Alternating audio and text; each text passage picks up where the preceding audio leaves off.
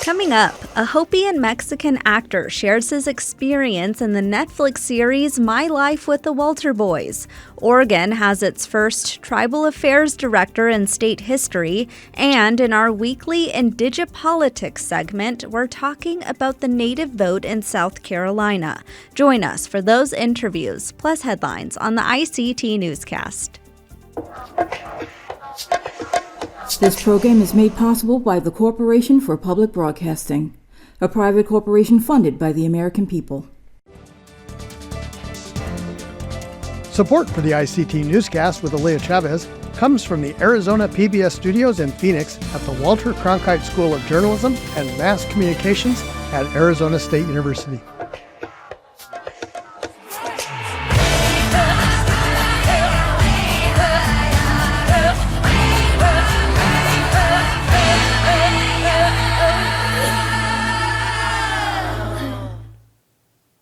Amarawa Hopa. Thank you for joining us. I am Aaliyah Chavez.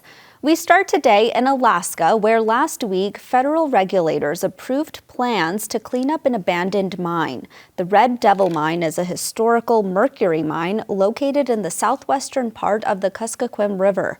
It shut down in 1971 and has posed health risks for decades. The Bureau of Land Management issued a record of decision approving a long-term remediation plan for cleaning the site. It includes evacuating contaminated materials that have drifted downstream, creating storage facilities to safely store materials, and long-term monitoring of water sediments. The plan was developed in accordance to the Comprehensive Environmental Response Compensation and Liability Act. This marks a major step forward in protecting health and tribal health in Alaska. We turn now to Southern California, where tribal leaders are working to protect a portion of their ancestral homelands. The Fort Yuma Quechuan Indian tribe wants President Biden to create a new national monument on nearly 400,000 acres of federal land. That's as California county officials are moving forward with a gold mining project on the land the Quechuan people hold sacred. The tribe wants to stop the mining project and create a co-management plan with federal agencies to bring Indigenous knowledge into preservation plans. It's very vital to the Quechuan people that it will maintain the pristine way that it currently sits for generations to come, not only for this current generation, but we're thinking, ahead, future generations. The new entity would be known as the Quechuan National Monument if President Biden declared it so. If you have ever had the chance to visit any of the Hawaiian Islands, you've likely noticed that many beaches and parks have Hawaiian names. Well, the Department of the Interior is out with new guidance requiring all of its bureaus and offices to use proper Hawaiian spellings in its work. The Native American Languages Act is a federal law that declares the federal government to use, practice, and develop native languages. DOI said last week it will integrate Hawaiian vowels and consonants, as well as the okina, which is a glottal stop, and the diacritical mark called the kahako. Olelo Hawaii will now be used when referring to all flora and fauna that is indigenous to Hawaii at cultural sites and for government units. The new guidance is out in time for February's Hawaiian Language Month. In Oklahoma, an Indigenous-led college may close its doors for good. Bacone College, founded in 1880 under the Muskogee Nation, now sits with its halls empty and its future uncertain. A $1 million lawsuit due to unpaid fees threatens the college's existence. Last year, the Muskogee County Sheriff's Office put the property up for sale twice to settle the debt.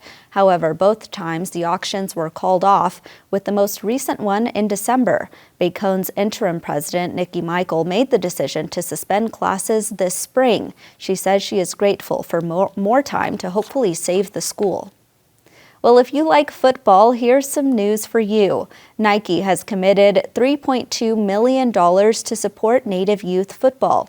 NFL franchises will get $20,000 to work with local Indigenous groups. The Minnesota Vikings are stepping up for clinics to get more Indigenous youth playing football. The 5-year commitment will also donate equipment and provide opportunities to attend games and training camps. Ahead of the 2024 Super Bowl, Nike's N7 Nation will host a youth sports camp with the Fort Mojave Indian Tribe in partnership with the Las Vegas Raiders. And those are the headlines for the ICT Newscast.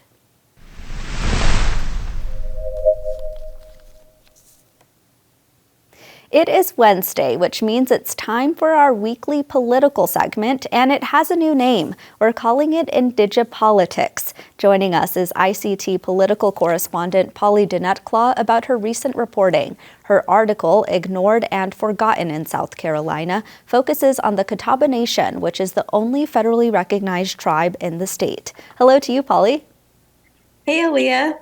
So I want to jump in here. You didn't intend to write this story, and tell us why.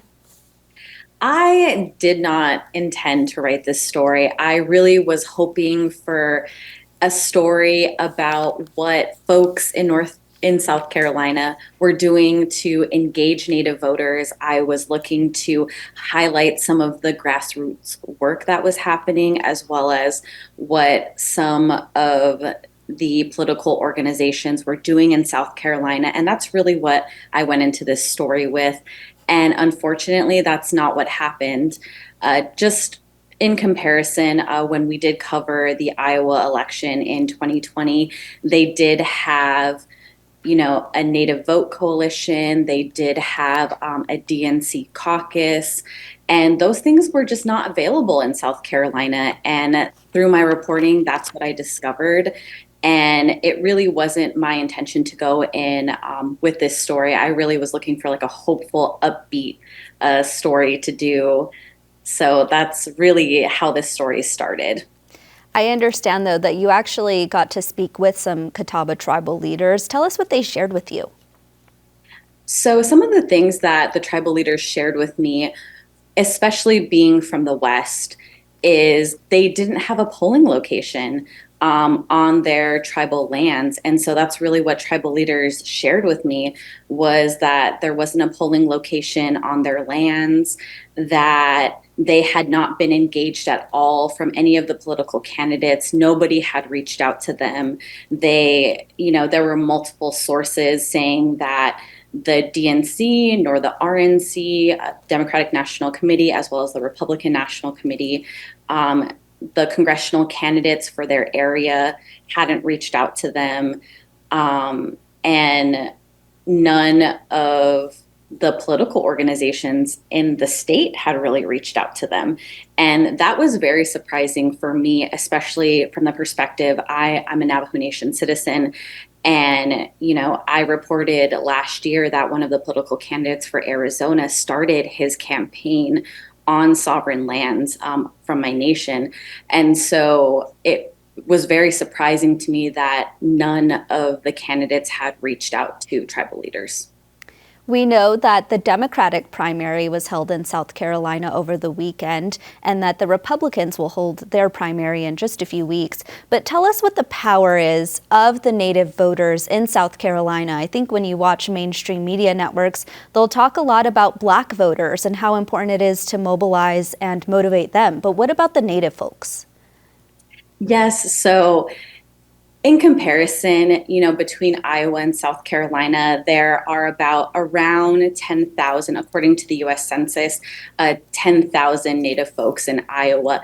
In South Carolina, it's almost triple that. There's over 30,000, 32,000 Native folks, according to the census. But when I did talk to tribal leaders, they cited a number of around 50,000. So I would say that there's between 32,000 and 50,000 Native folks who live in the state of South Carolina. And there are multiple tribes in South Carolina. And I think it's so important that we talk about the power of the Native vote. And one of the things that I found to be most interesting was the chief of the Catawba Nation actually said, there is going to be one day a political candidate who needed to win by, 50,000 votes. And that could definitely be the deciding factor in an election. Let's actually talk more about that, because we know that the beginning of primaries are just starting and they'll only continue from here. So for states all around the country, why is it important for political candidates and parties to reach out to federally recognized tribes and to Native people? So one of the things that I really would like folks to know, especially congressional and presidential candidates, is that they do have legal obligations to tribal nations. Federally recognized tribes do have treaty rights. They have inherent rights. And there are things that the United States government and federal officials need to be aware of in terms of their commitments to healthcare, education, economic development. And really, that's why it's so important for these candidates to really reach out to tribal nations, because they have legal obligations to these nations. And I would love for every one of the candidates who have Native nations in their areas to be aware of those obligations and to engage with tribal leaders and to engage with Indigenous communities about the issues that they are facing, because they are unique to tribal nations and they can't be sort of pushed into other communities of color, because we have a political relationship with the United States government. And so our issues are very different. In your reporting, Pauly, what have you found meaningful outreach to look like for reaching out to Native people? So I think there is a difference between what outreach looks like to some and what outreach looks like in Indigenous community in Indian country. And outreach does not look like a email that you put on a listserv and send out to folks. Engagement looks like reaching out to a tribe, calling them, sending a specific email to a tribal leader. You know, that type of engagement is what we're talking about, meaningful engagement. And I think that's also the same language that we use when we're talking about meaningful consultation. And so making sure that folks at the state and federal level understand really what it means to engage with tribal nations is that it involves a little bit more than just sending an email on a listserv. Absolutely. We know that in Indian country, if you share a meal together, that is so meaningful and so needed. So, Pauly, we thank you so much for your time today. And we should just let our viewers know that next week we're going to talk about access to abortion care and the Biden campaign, as well as the Trump campaign. So, Pauly, thanks so much again. Thank you.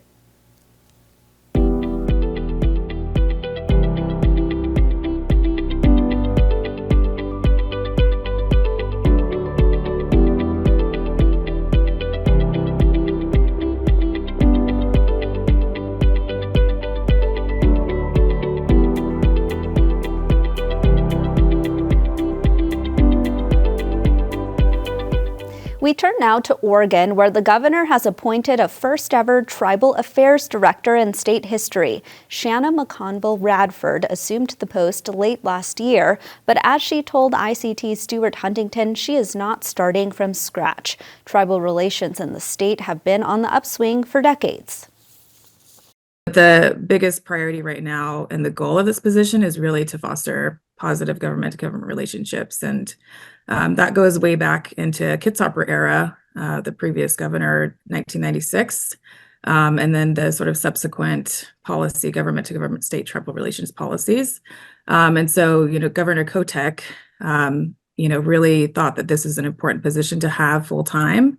And so she said, let's fly it. Let's make sure we get somebody in this position because it's really important. And so I definitely appreciate that.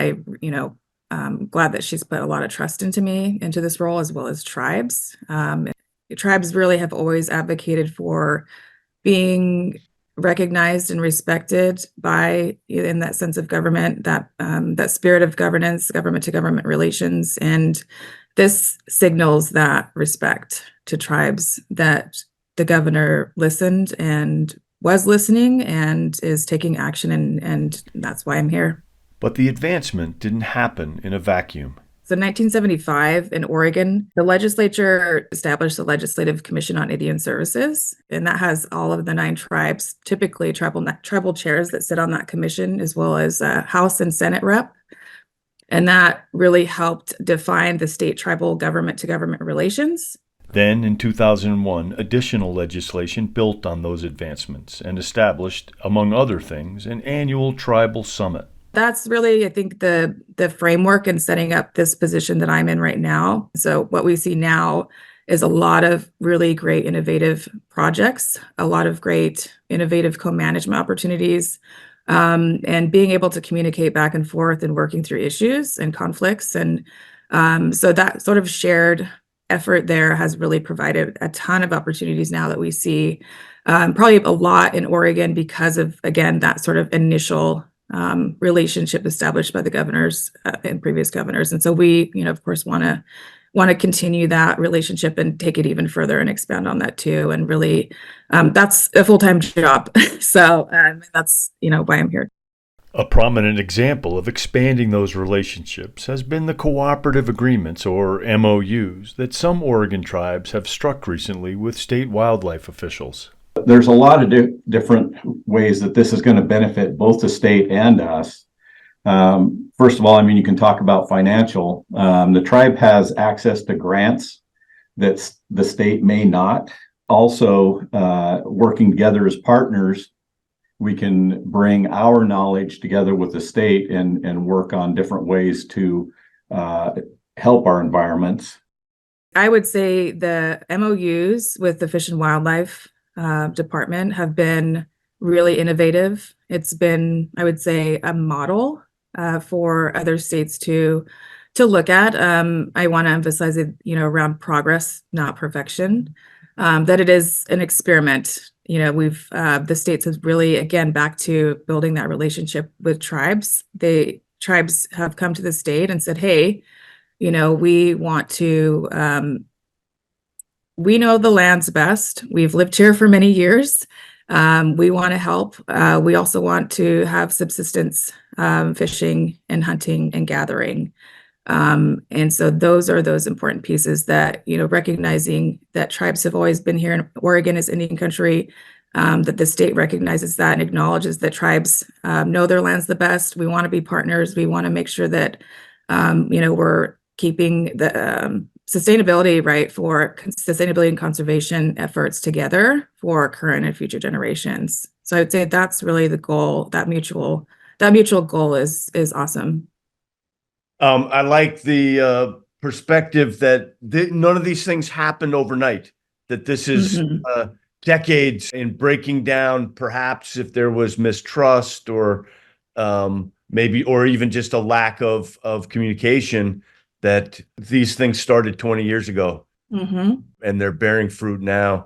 And co-management is a word you hear coming from federal agencies now, wanting to push for more co-management. I really think that you guys are setting examples. And like I said, I think that it shows a ton of growth, right? I think that exactly goes right back to what you said. I'm glad you acknowledged that. I think the growth in that relationship, that's the whole goal, right? We want to keep growing relationships and deeper understanding. And what you get out of that is innovative ideas and new ways of being able to work together, essentially cooperation.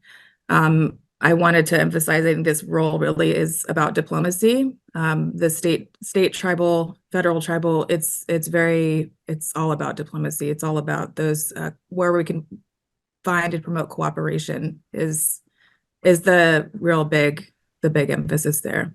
Stewart Huntington, ICT News.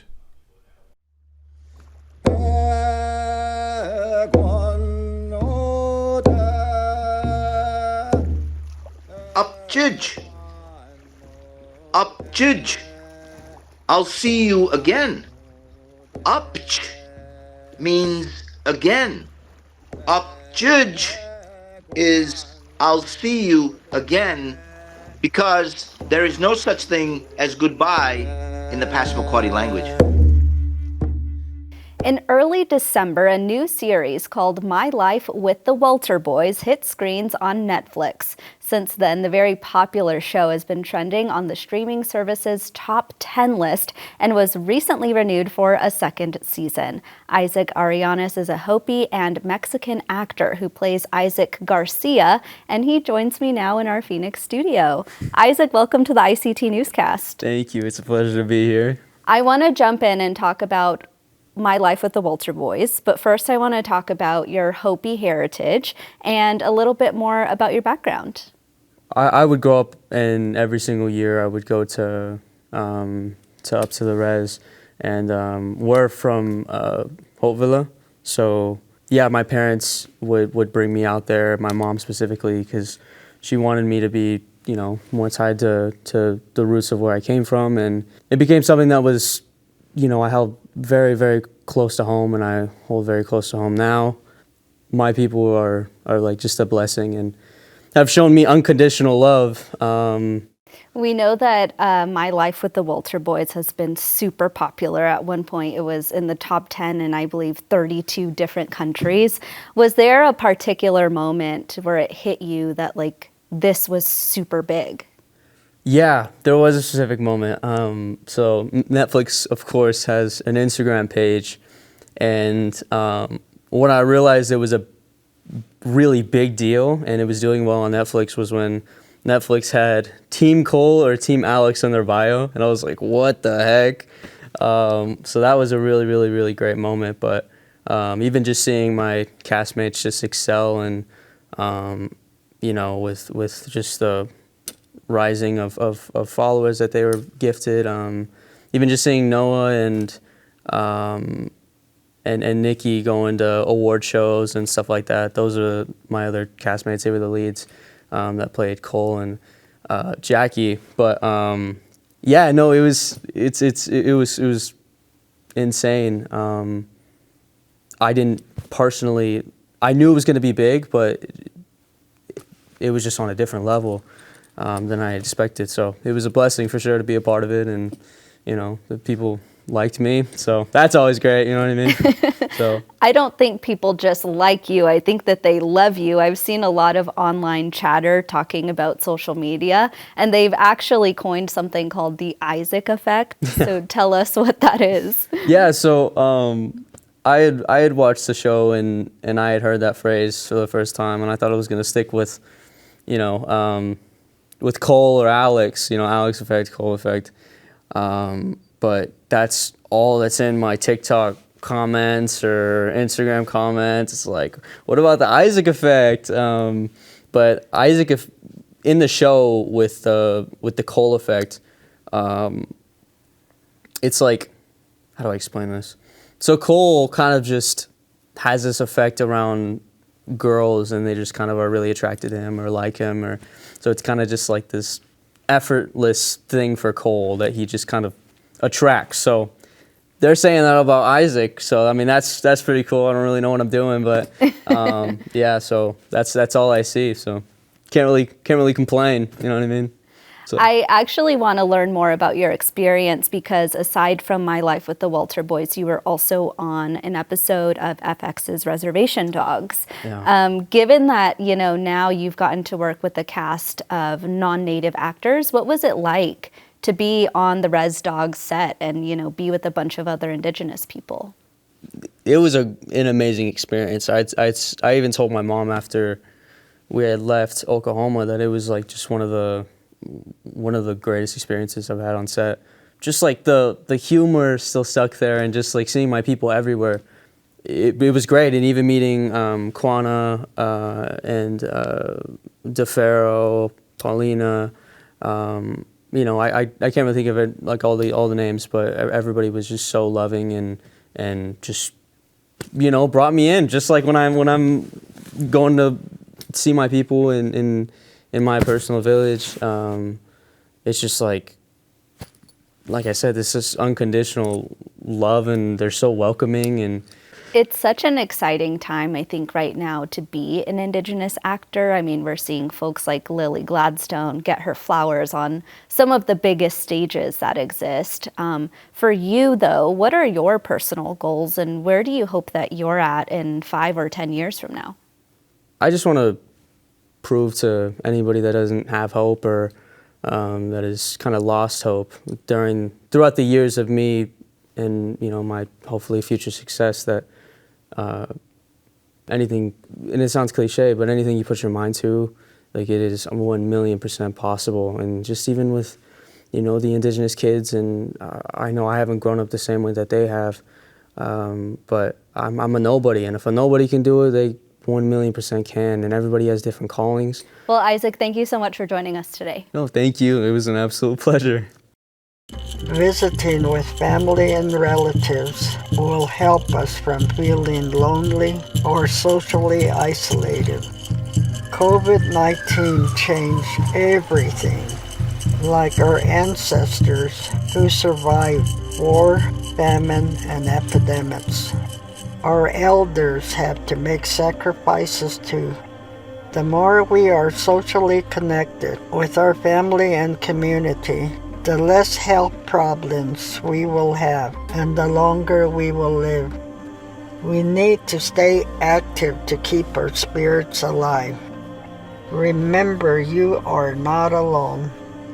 Connected together, we will stand strong.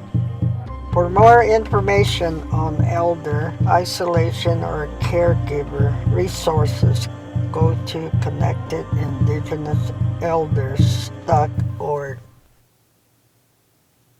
And that's a slice of our Indigenous world. For all the latest, visit ICTnews.org. From all of us in the newsroom, stay safe, my relatives.